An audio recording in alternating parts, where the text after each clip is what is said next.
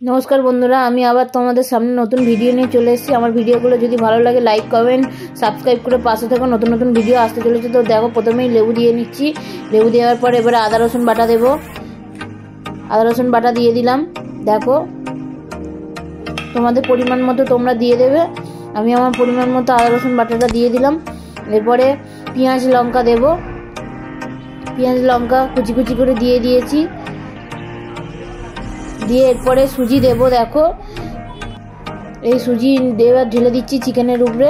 আমি আজকের চিকেন পকোড়াটা অন্যরকম ভাবে তৈরি করতে চলেছি। তো দেখো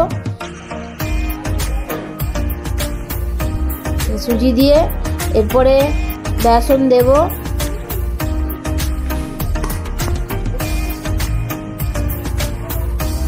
এই বেসন দিয়ে দিলাম।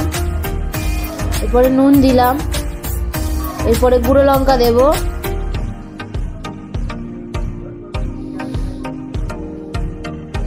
গুঁড়ো লঙ্কাটা পরিমাণ মতো দিয়ে দেবে। তোমরা যেমনি ঝাল খেতে চাও সেমনি দিয়ে দেবে।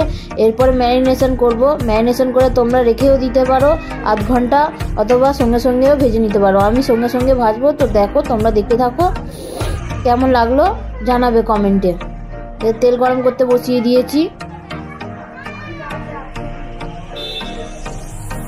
গরম করতে বসে দিয়েছি। এবার একে একে ছেড়ে দিচ্ছি পকোড়াগুলো। দেখো লো মিডিয়াম আঁচে ভাজতে হবে। সব একে একে ছেড়ে দিচ্ছি। দেখো দেখতে থাকো।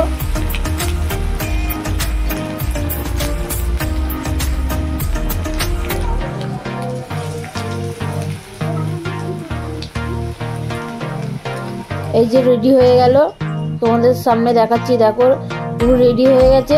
তোমরা বানালে বুঝতে পারবে কতটা ক্রিস্পি হয়েছিল। ফের আরেকবার দিয়ে দিলাম কড়াতে।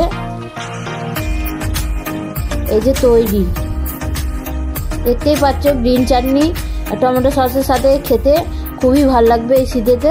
তোমরা অবশ্যই ট্রাই করে দেখো কেমন হয়েছে। তোমরা বানিয়ে দেখো কেমন হয়েছে, যদি আর আমাকে কমেন্টে জানিও খেয়ে। তা ভিডিওটা এই পর্যন্ত শেষ করছি। টাটা।